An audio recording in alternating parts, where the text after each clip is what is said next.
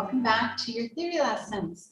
Today we are starting at the level 2 from the Celebrate Theory, which is a Royal Conservatory program of theory. And you would have noted that in Unit 1, they review some of what you've learned in previous lesson book, the level 1 book. So they're going to go over your grand staff and the notes written there. They're going to go through accidentals, where you add sharps, flats, or naturals to a note. And they're also going to review whole steps, half steps, and counting intervals, some of your counting for simple time signatures, and writing triads, analyzing music. So there's a little bit of a review there. Today we're actually going to start Unit 2. And again, this unit starts out with pitch and notation using ledger lines, and that was something that we talked about in level 1. So anything that has been a review, please go back to the level 1 videos and review anything that you feel you might have forgotten. So today's lesson, we're focusing on stems and adding like which direction should stems go when you're writing music, and when you have to connect bars or beams between two notes. How do we connect those, and which direction do beams go when you have two or more notes that you have to beam together? So let me just grab my crescendo program here so I can show you some examples.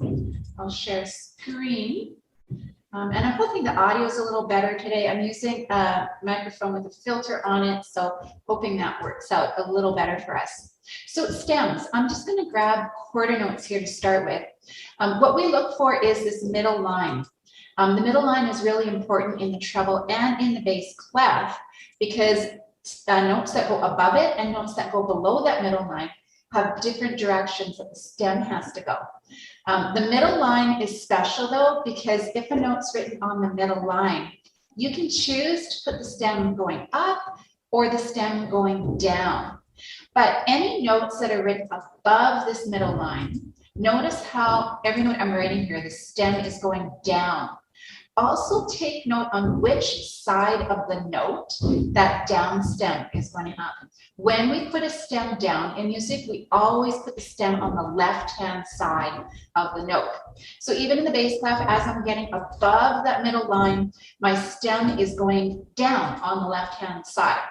Now, if I was to start on the middle line, but go below the middle line, my stems are now going above. They're going up, but also notice which side of the note that stem is written on.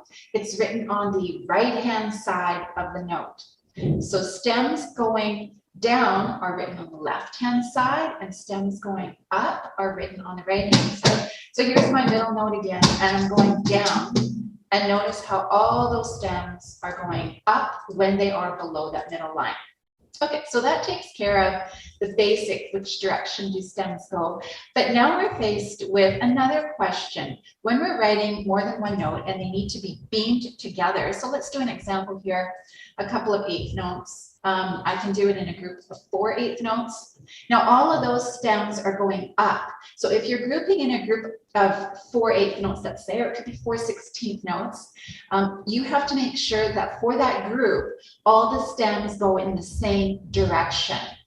But what if we get, like all these notes here were below that middle line, and there was one on the middle line, so we know that the stems would all go up. But what if there's a mix of notes? Like let's say I have one below the middle line, so there would be an up stem. But now I have one above the middle line.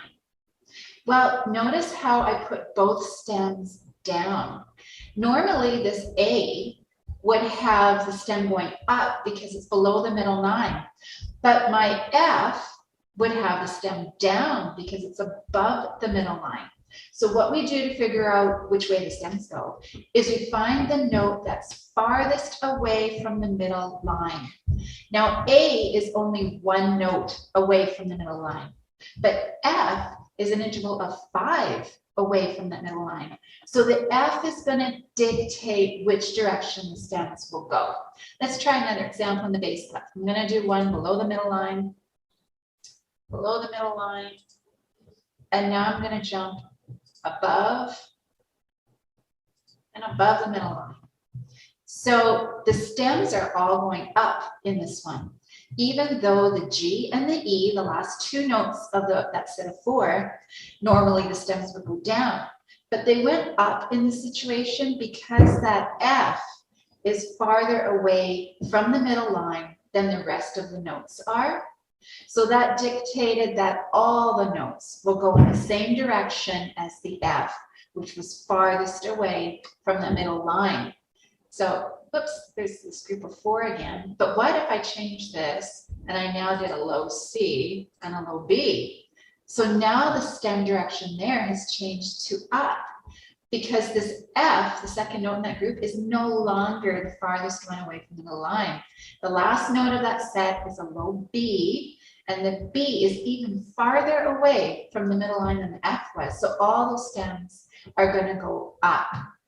So when you're writing, just to recap, when you're writing single notes, you're just going to choose which, if it's above or below the middle line. Above the middle line, the stems go down. Below the middle line, the stems go up.